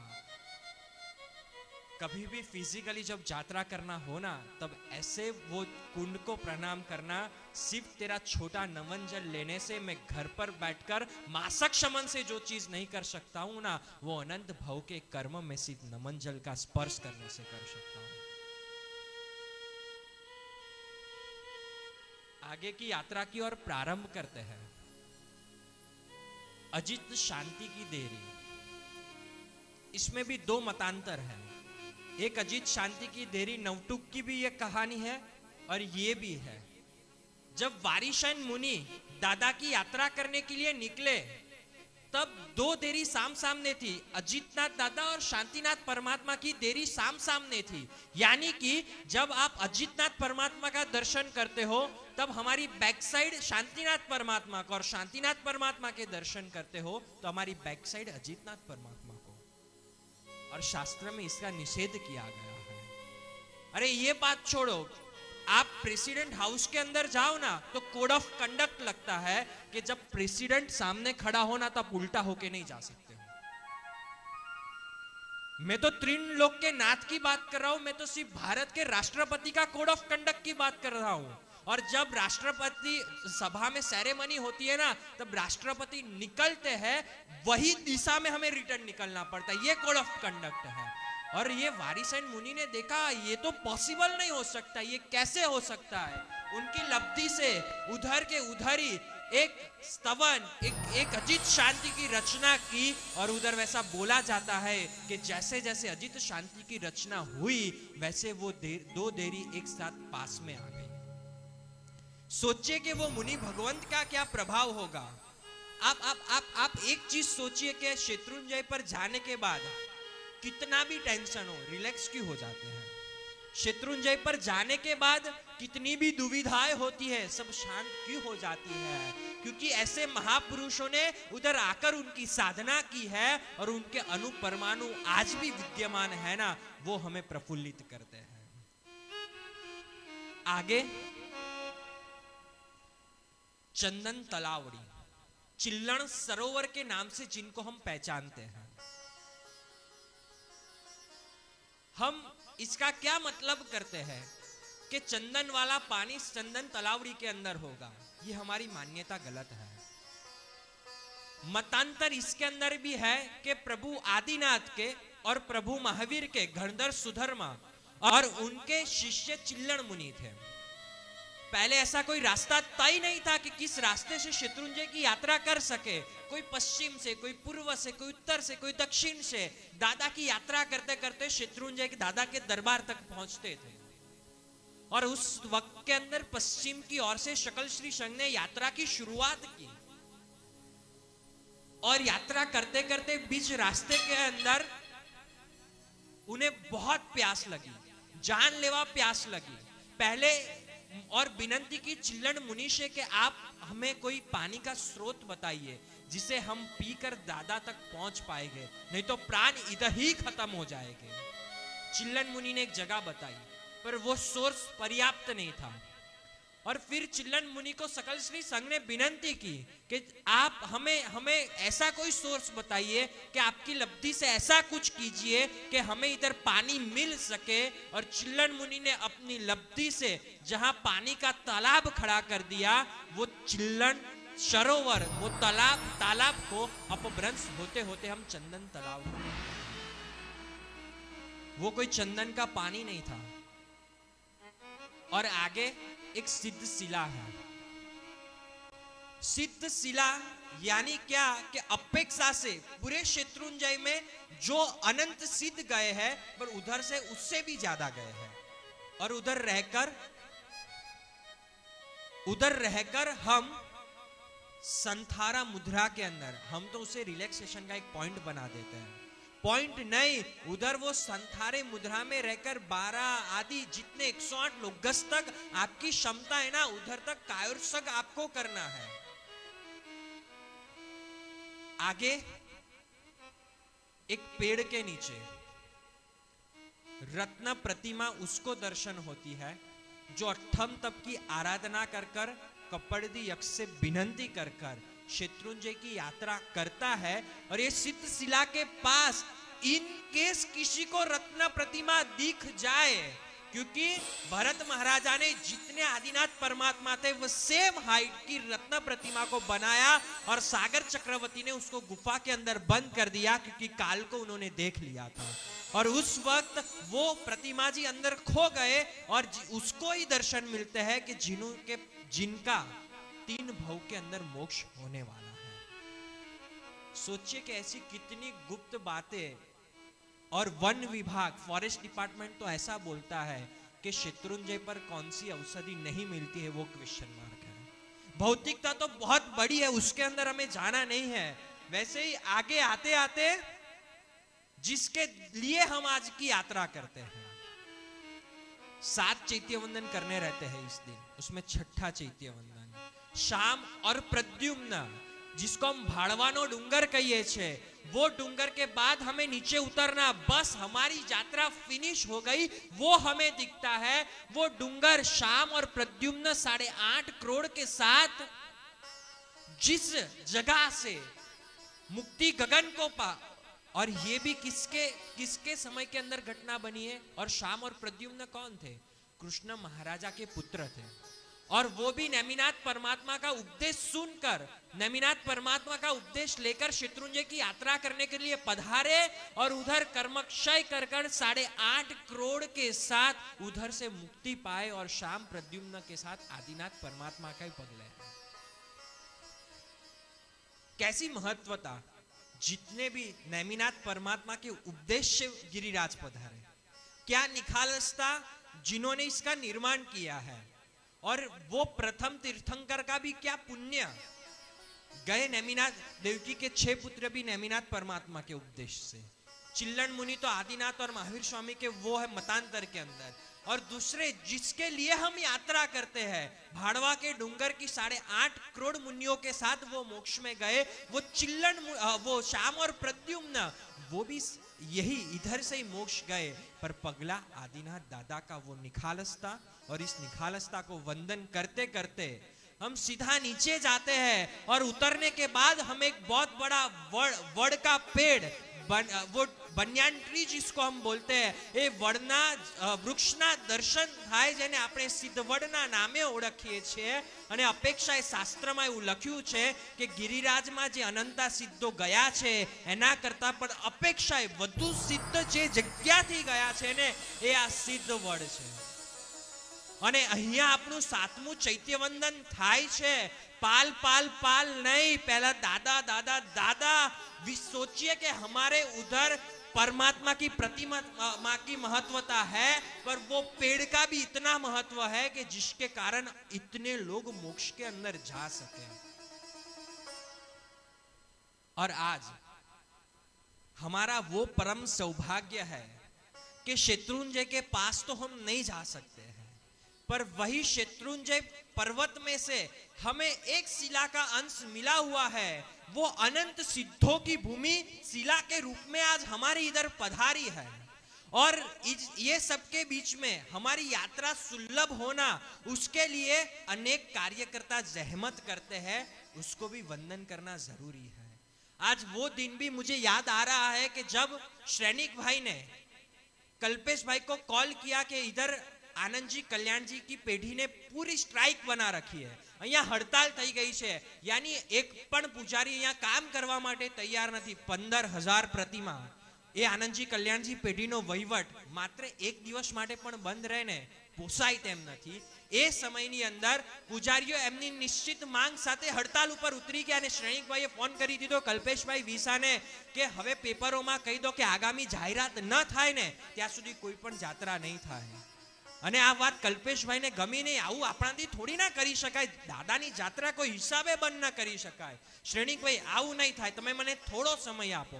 થોડા સમયની અંદર 400 થી વિશ્વમાં વધુ શાખા અને 40,000 યુવાનોના સરસેનાધિપતિ Kalpeshbhai વિસાએ Jain alert group of ભાવનગરને એટલે પ્રાર્થના યુવક મંડળને કોલ કર્યો કે આવું થયું છે ને હવે આપણે પહેલ કરવાની છે। વગર વિચાર્યાની અંદર વિથિન 4 કલાકની અંદર દાદા પાસે યુવાનો પહોંચી ગયા। અમદાવાદ, સુરત, મુંબઈથી યુવાનોની આવર જવર શરૂ થઈ ગઈ। એ રાત્રે સાંજે લગભગ 500 જેટલા યુવાનો ગિરિરાજની છત્રછાયાની અંદર હશે અને એ સમયની અંદર થાળની અંદર લગભગ 3 થી 4,000 ચાવીના જોડાઓ પડ્યા હતા। યુવાનોએ રાત્રે કોક ચોકીદાર બની ગયું, કોક પૂજારી બની ગયું, કોક પેઢીનો મુનિમ બની ગયું। આ હડતાલ ચાલતી રહી। એક પછી એક મુંબઈથી યુવાનો આવતા રહ્યા। કોઈએ મચક ના આપી, કેમ કે આ દાદાનું તીર્થ છે, ખોટી વાતો અહીંયા ચલાઈ લેવામાં નહીં આવે અને અમારી આ દાદાની યાત્રા કેવી રીતે બંધ થઈ શકે। અને એ બધું જ થયા પછી આઈ રિપીટ, જે યુવાનોએ ઘરમાં ઝાડુ નથી પકડ્યું, એવા એવા યુવાનો આયા છે કે જેને પોતાનો નોકર પાણી આપવા આવે છે।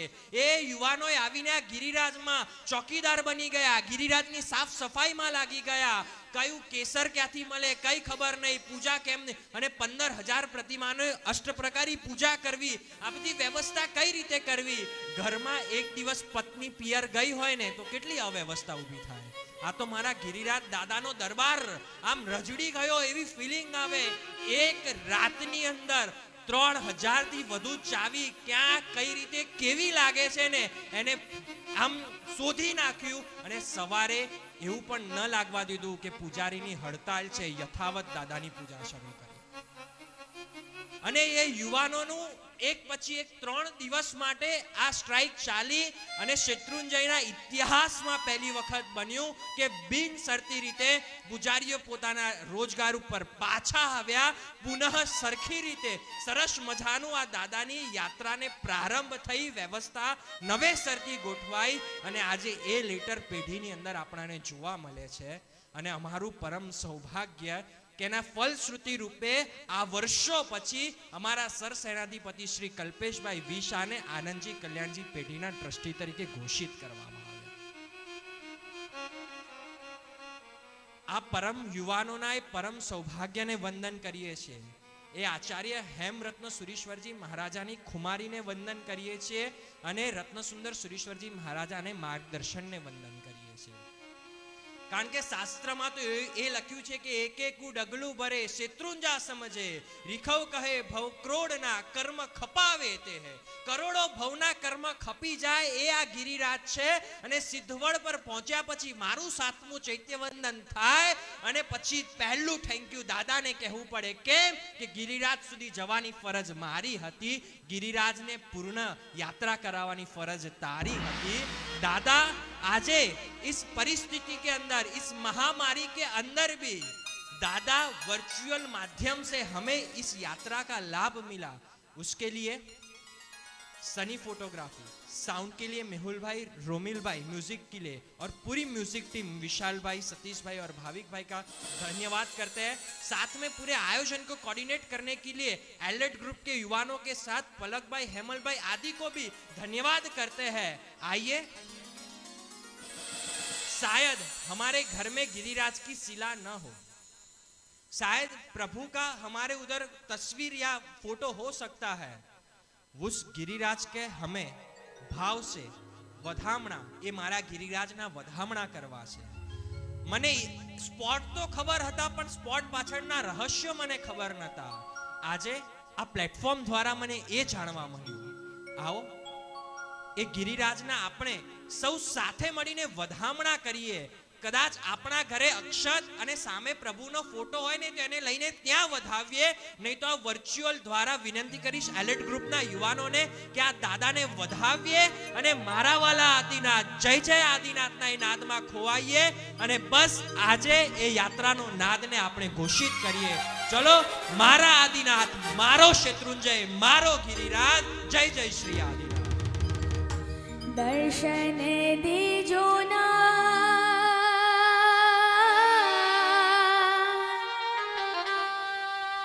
दर्शन दीजो नाथ हो.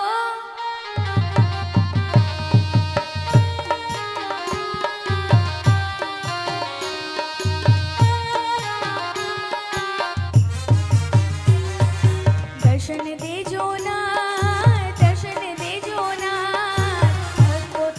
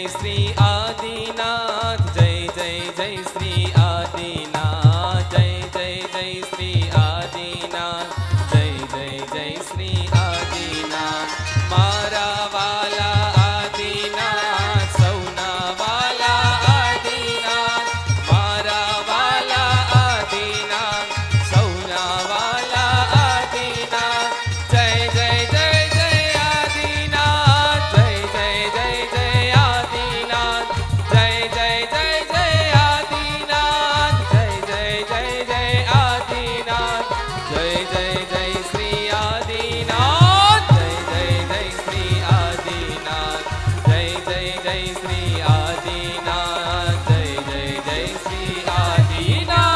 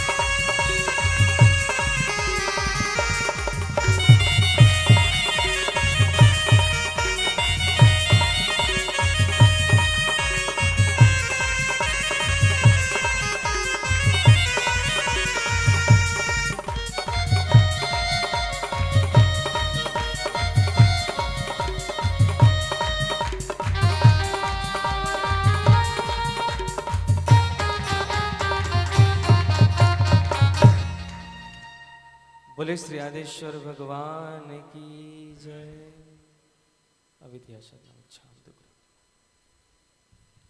ભાવયાત્રા દરમિયાન જીનાજ્ઞા વિરુદ્ધ કંઈ બોલાયું હોય, શેત્રુંજયના મહાત્મ્ય વિરુદ્ધ કંઈ બોલાયું હોય, ક્યાંક આયોજનની અંદર ક્યાંક કંઈક ઉણપ રહી ગઈ હોય, બસ દાદાની સાક્ષીએ ત્રિવિદે ત્રિવેદી મિચ્છામિ દુક્કડમ, જય ગિરિરાજ, જય આદિનાથ, જય જીન શાસન।